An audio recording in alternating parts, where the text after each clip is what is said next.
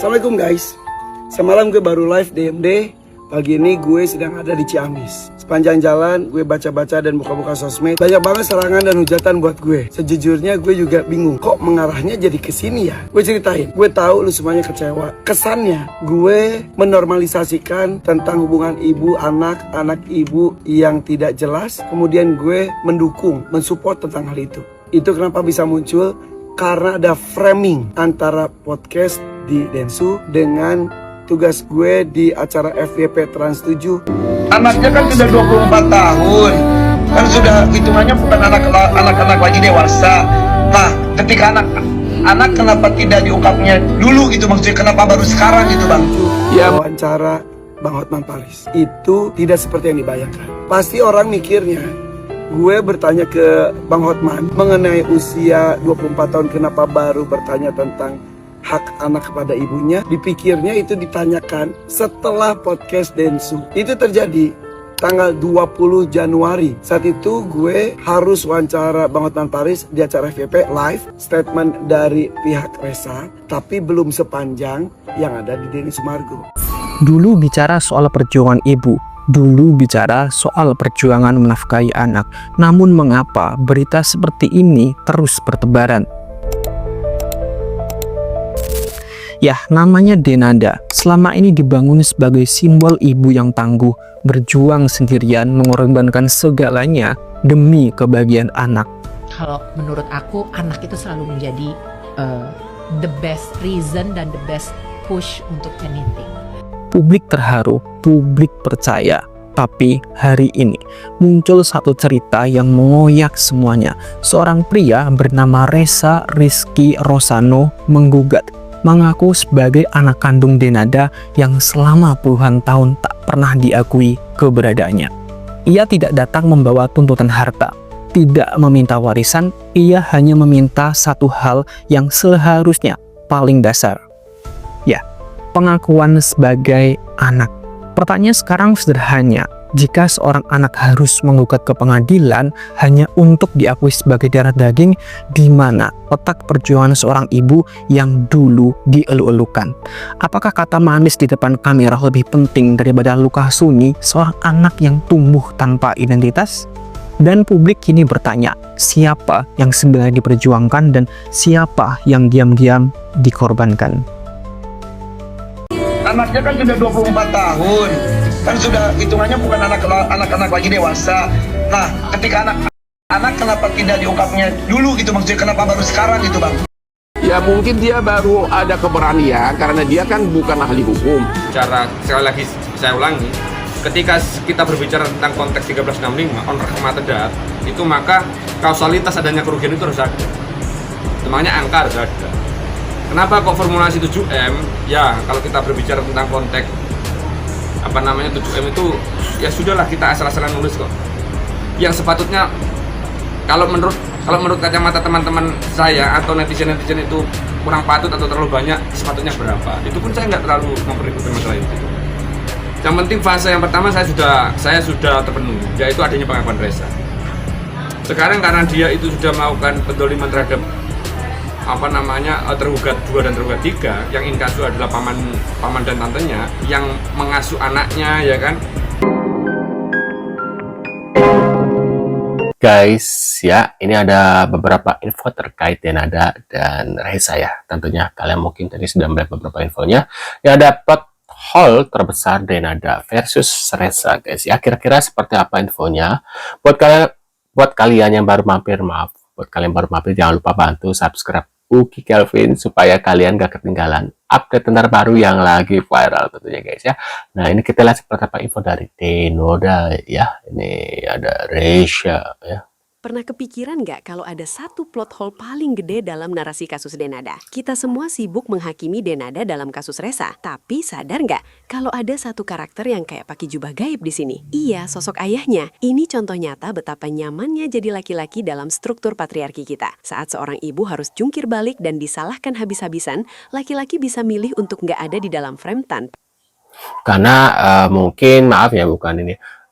Mungkin karena Resa ini yang ditemui adalah ibunya. Coba kalau mungkin ayahnya ya, Nah, itu guys ya. kena imbas sosial yang berarti. Masyarakat kita terlalu terbiasa melihat ibu sebagai martir, sampai lupa nanya tanggung jawab pihak satunya kemana. Ini bukan cuma soal satu keluarga, tapi soal standar ganda yang bikin laki-laki punya pintu darurat buat kabur. Sementara Benar juga sih, cuma mungkin setelah Denada ini sudah mengakui, nah mungkin netizen selanjutnya adalah mencari biologis ya, ayah biologis dari Reza guys ya, pasti seperti itu ya. para perempuan harus tetap di sana jadi pahlawan atau dianggap gagal total. Plot hole ini harusnya bikin kita mikir lagi, sejauh mana kita membiarkan ketimpangan ini dianggap normal. Jadi menurut kalian, ini murni masalah pribadi atau emang sistemnya yang terlalu baik sama laki-laki? Ketik pendapat kalian di kolom komentar ya. Waduh. Apa nih? Anak Denada diberi sepeda motor. Wow, setelah live skincare oleh owner Baizo ya, Reza langsung menangis terharu guys. Tapi ya aku lihat ya videonya ini, maaf. Videonya ini dia mendapat komentar bukan si Rezanya ya, tapi si owner skincare-nya, kayak si owner ininya gitu ya. Dia dihujat karena kok ngasihnya sepeda motor kayak bocah gitu ya, padahal dia udah dewasa, harusnya kasih motor kalau nggak duit gitu guys, katanya seperti itu ya. Mungkin si owner hanya mampu memberikan sepeda motor gitu guys, mungkin ya. Makasih banyak ya kak. Tuh, walaupun dapat sepeda motor, Reza tetap bersyukur guys mendapatkan ya sudah mendapatkan sepeda motor gitu ya.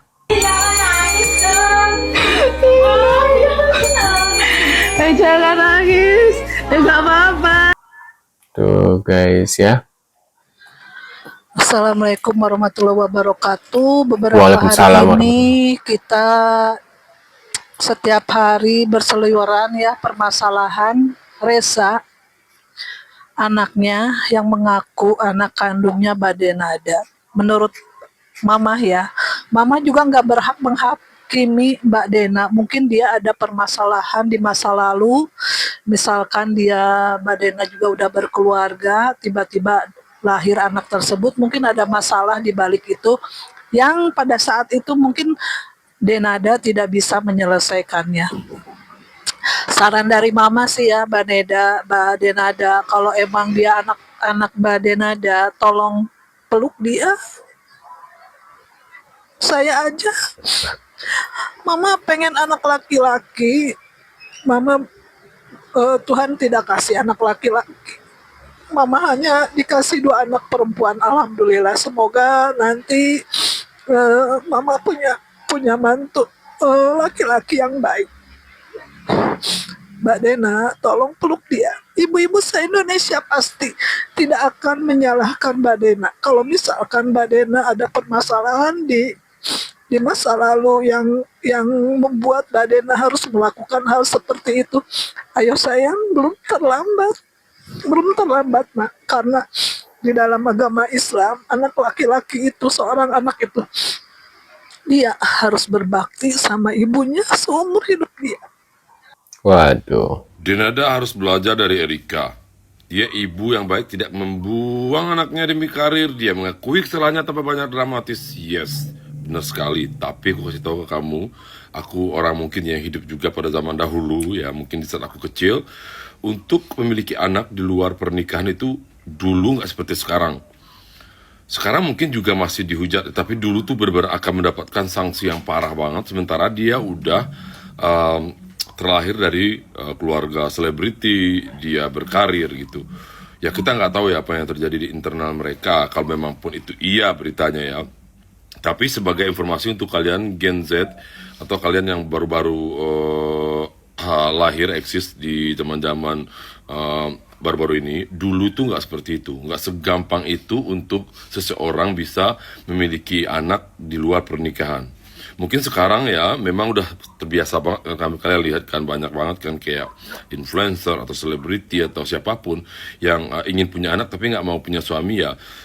Bagi beberapa orang yang open mind itu biasa aja, udah ngapain diurusin gitu loh. Kalau dulu itu bener-bener konsekuensinya itu sangat parah banget. Mungkin gue nggak ngebelain si Denada ya.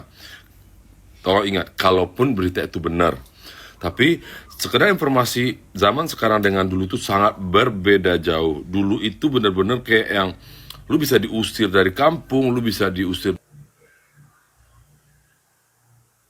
Aduh, ada suaranya. Dengar ya, jika ibu tidak mengurus Nih, Irfan Hakim dituding membela Denada usai munculnya Reza yang mengaku anak yang ditelantarkan. Tapi aku kalau jadi Reza sakit hati juga lihat orang tua happy-happy hidup enak, sedangkan aku anak kandungnya terlantar gitu guys. anaknya salah. Begitupun jika ada komunikasi yang kurang baik antara ibu dan anak dan ibu, itu juga salah. Sebenarnya ada seorang anak, gue juga seorang bapak. Asik gitu guys ya. Seperti itu. Jadi gue tidak membenarkan itu semuanya. Lalu kenapa sikap gue katanya tuh merangkul Denada, melindungi? Tuh guys, ini klarifikasi dari siapa namanya? Irfan Hakim ya. Mungkin gini ya, hampir sebagian besar orang mendengarkan hanya dari satu pihak saja. Mungkin gue diberikan kesempatan mendengarkan dari dua belah pihak. Gue Tuh guys ya. melihat pengakuan dari podcast itu, gue pun menerima cerita dari pihak Denadanya yang Tuh ya, harusnya sih dia apa ya, mendengarkan dari dua sisi ya, antara Denada dan Reza, harusnya seperti itu guys ya. Kalau misalnya kita mendengarkan hanya satu sisi ya pasti akan mendukungnya satu sisi gitu ya. Tapi kalau kita mendengarkan dua sisi dan kita cerna lagi kira-kira yang mana yang benar gitu guys ya, baru kita kasih kesimpulan gitu guys ya. Nah, menurut pendapat kalian gimana? Bisa tulis di kolom komentar seperti biasa ya, reaction kalian. Dan yang sudah subscribe guys, terima kasih banyak ya. Dan yang belum subscribe jangan lupa bantu subscribe supaya apa? Supaya kalian gak ketinggalan update terbaru yang lagi viral tentunya guys ya. Sekian dulu info dari Denada dan Reza untuk hari ini. Kita akan bertemu kembali di video selanjutnya. Maaf guys, aku mau terap terus dari tadi ya. Di video selanjutnya, dan see you guys.